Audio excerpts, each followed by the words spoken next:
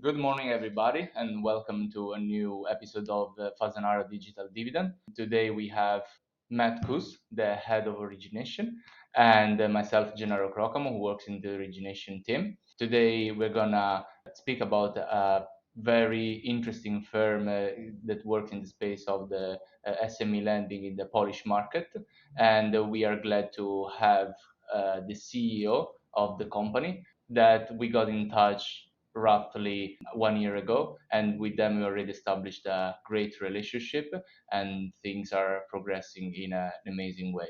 So for today we have Anna, the CEO. Anna, explain us how you landed in the beautiful firm of Finiata, and how you envisage the future for the firm. Of course. Nice to see you guys, and thanks for having me here today. So my name is Anna, and indeed I'm CEO of Finiata since a year and a half. My background is over 10 years of experience in managing operations and business development. I am with Finiata for 5 years now, and I went along, quite a long journey from my end, from sales roles through actually country managing operations in Finiata, and then taking over the CEO role in early 2022. So as Finiata, we are a fintech specialized in data-driven B2B lending and risk assessment tools. And our goal is to widely support financing needs of underserved segment, meaning SMEs directly and through embedded lending solutions. Thanks for that overview and intro, Anna. It's great to hear that you've essentially had a very unique experience of starting within the firm, getting to know it inside and out, before then moving up and assuming a leadership role into its new transformation, and taking the helm once we've established this funding partnership to allow you to scale and grow. So one thing that a lot of our listeners are very interested in is if you could maybe walk us through that journey of modifications you made in the business model, maybe the pivots, and how you got to the product you arrived at today, which is such a data-driven embedded finance product that might have looked a little different than where you started from. Yeah, so Finiata was founded in 2016, and originally we started with factoring in German market, and then we switched to the Polish one very quickly. For first period of time, actually having operations in both geographies. And basically, we are building our risk assessment tools since very beginning. It's just a time-consuming task that never ends. So I started with factoring. After some time, we discovered a new product, which is revolving cash facility. And this solution is much more flexible for the customer and for ourselves. Right now, we have operations only in the Polish market, and we still develop our risk assessment tools, improving our QIC and all the process around the company. I think that very important period of time for Finiata started late 2021. We had some struggles with equity round, and then we just needed to rethink our own vision of Finiata for the future. So from one hand, we had to go through downsizing of the team, and we started to think what we can do to make our business more efficient. So since that, we are constantly working on improving every process. And basically, we are working on improvement of Finiata on every level of the organization. It applies to product, processes, collections, the way that we approach customers, and so on. So currently, what we are doing is trying to use what we have built so far, right? We have a great RCF product, great onboarding, and great risk assessment tools, and we are leveraging it into embedded lending, offering lending solutions widely to SMEs directly, but also through advanced technological partnerships.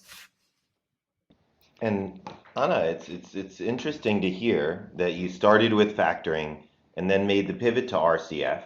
And then, of course, as you had a product pivot, you went through a change in the business, and that required kind of a reorganization, a refocus. Could you maybe speak to why you decided to switch from factoring to RCF? Was that, based on customer feedback? Was it based on a market, research? How did you get there? Yeah, so we did a research and also we tried to address main challenges with factoring that we had. What shows exactly why it made sense was the fact that 90% of our former customers from factoring switched to a revolving cash facility. So basically, every customer that we have, almost everyone customer that we had historically a cooperation on factoring switched to RCF. This product is much more flexible because it might be used as an alternative for factoring, because basically you just have a credit limit facility and you may use it in any way that you want it to use, right? From one hand, if you have an invoice that is delayed, you can just take the amount that you need right now. And then whenever payment comes through, you just repay after 1 month's total amount, right? So this is the way of factoring works. From another way, you can use it as a simple credit solution. So you have a credit limit, but you can withdraw specific amount that you need once and then repay it in several installments. And then if you have different needs, that you constantly need some cash for your ongoing business operations, you can just withdraw whenever you need, repay in a way that you think is suitable for you, and then you can adjust whenever you feel like it's needed. It is really a great product for us because we have much more predictability powers in terms of what is going to happen, how our customers will behave, but also for the customer. Because with factoring, we needed to assess the credit worthiness of the customer every time. So from one hand, we didn't have a contract agreement, like a long-term contract agreement, but it worked as a disadvantage for both sides at the end of the day, because any side couldn't predict anything, basically, and everything could change month to month. Perfect. I mean, that's a very good explanation of the product and of the flexibility that provides to SMEs and for the growth in the Polish market. Going from one product to the other, like from factoring to RCF, it might be of a challenge from multiple angles. So, what do you think are the biggest challenges that you had to face from a risk perspective? Maybe you have changed your risk appetite, your scoring system, and also since you're a fintech, a very strong technological driven fintech, what challenges did you face in terms of technology shift and also from a staff perspective? Because maybe you had staff with certain expertise before, but then you had to pivot and change according to the new product that you wanted to build.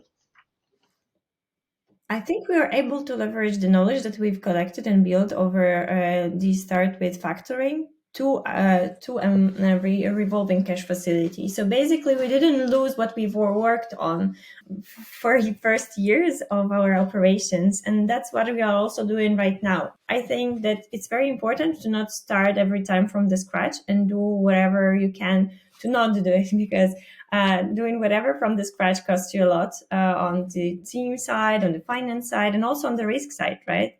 So if you are able to find the sweet spot of using the technology that you've built so far for new products, for new solutions, it's a great advantage. And that is something that, to be honest, when we were first met you and then did the due diligence, we appreciated so much, was again the fact that you leveraged the technology base, the expertise base you had built up in one product to then pivot to the other, because at the end of the day, you were serving a similar customer base, which you highlighted with the fact that 90% of your customers for factoring converted to RCFs. And so I would be curious to know, kind of from your perspective, what would you say might be one of your biggest USPs of the product and Finiata itself, especially in its offering as not just an RCF provider, but a provider who can do embedded RCF lending? Yeah, so I think that flexibility of one of the major advantages of our approach and solutions that we offer. So from one hand, with this flexible offer, we can really cover diversified needs and risk profiles of different companies from SME segment. And like I mentioned before, also a solution itself is flexible enough to cover needs for factoring and for traditional loans and for business credit cards. So basically all of those solutions combined under a revolving cash facility. And in terms of embedded lending, I think what is important for us, because we had some lessons along our story, and when we started thinking about embedded lending, we were extremely excited with this solution, and we still are. The mistake that we've made at the very beginning is trying to give everyone the solution that they really wanted or they thought that they wanted or needed. So this requires you to build different tool for everyone, and it requires you again to build up from scratch new solutions. So what we thought about last year, and that's what we are currently doing, is how we really can make things work with what we already have and how we can maximize the usage of the knowledge and the tools that we already built. For risk assessment tool, we are doing that. We learn a lot along the way, but we accommodate them to new solutions. So this flexibility, I think, is one of the core things, and you can widely interpreted to our USPs. And another thing is technology and data-driven approach. That's for sure it, because we are constantly dedicated to improve not only user experience, quality of QIC, scoring checks, and effective loan management. So basically, there are specific stages of our product, and this data-driven approach and commitment to improvement is our main asset, one of the main assets, I would say. Yeah. Thank you, Anna. So just to give to the people who are listening to this podcast a bit of grasp on the numbers, and since we know that the product has been well accepted by your customers in Poland, can you give us some numbers in terms of how much you have lent so far, and how many customers do you have in the book, so that people who are listening can really understand how beneficial is the product once you start using to finance the business and to grow it? Sure. So overall, we funded SMEs with an amount over 80 million euros so far. We scored also more than 130k companies along the way and collected 1.5 billion data points in order to grow and develop further our risk assessment tools. What is, I think that's what we are very proud of. Since June last year, we constantly keep our NPS from our portfolio on the level of 100. So I think that's quite unique, and we sometimes still cannot believe it, but we are trying to keep it that way as much as possible. In terms of the scale of the portfolio, I think that's not yet the point where we can treat it as something that is already a success, because we needed to slow down significantly since last quarter of 2021. And basically, we are working now on getting back on track and achieving the level of acquisition that will be satisfying for us. I think after such a slowdown for us, it is a bit more challenging than we wish it to be, and it requires us a lot of thinking and creativeness along the way to actually do it in a sustainable and smart way. Well, Anna, I think you've just said words that are music to my ears. Slowed down, took a sustainable and prudent approach. That you have been, of course, throughout your growth journey. You've been collecting data. You've been enhancing your model. You've been enhancing your approach to risk. But as you also referenced to earlier, when you made that pivot, you made the tough decision to do a reorganization, to reduce staffing, while you then develop the new product before relaunching. And now, together with our funding, and we see your ability to grow and serve tens of thousands of SMEs within the Polish ecosystem. But I have to say, that's something that's very unique and demonstrates again why we're so proud to be a partner of Finiata, is that you took the hard decision. A lot of founders sometimes will say, hey, growth at all costs.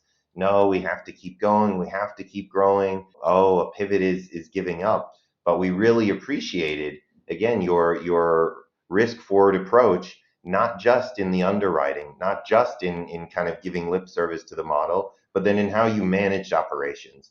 So it's something you can be super proud of, and it's something we're really excited to see essentially as a great business case for if you have a well-managed business where you manage the costs, where you can slow down when you're going through a change, you can then thrive, not just survive, but thrive down the line.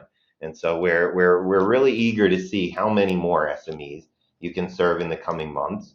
And on that note, I would wonder from your perspective if there are any trends in the Polish SME market that you're seeing in terms of, borrower asks, requests, or what you're looking out for in the coming months. The market currently is very dynamic. From one hand, we still can see consequences of, we don't already remember that COVID hit some time ago because there are so many new events happening, right? But the consequences of initially the COVID are still visible, and we can still see the consequences in our portfolio as well. But also the war and extremely high inflation in Polish market and very hectic decision of the government, they a bit destabilize the market, I would say. And this is a bit challenging for sure. There is this growing number of insolvencies in the Polish market, be due to simplified processes to just go in, so sign for insolvencies. We are very cautious on that side, and we are observing and looking for different tools to actually manage it in the best possible way. But it is still very dynamic and unpredictable on that matter. What else is changing? Polish SMEs are extremely creative and resilient. So I think sometimes it's even surprising that banks are still underestimating the potential to survive. We could see that during COVID, right? And that's also an interesting learning from our end. Basically, there were some industries that were blocked for whatsoever reason during the COVID, right? And they couldn't operate officially. So they also got cut on financing opportunities.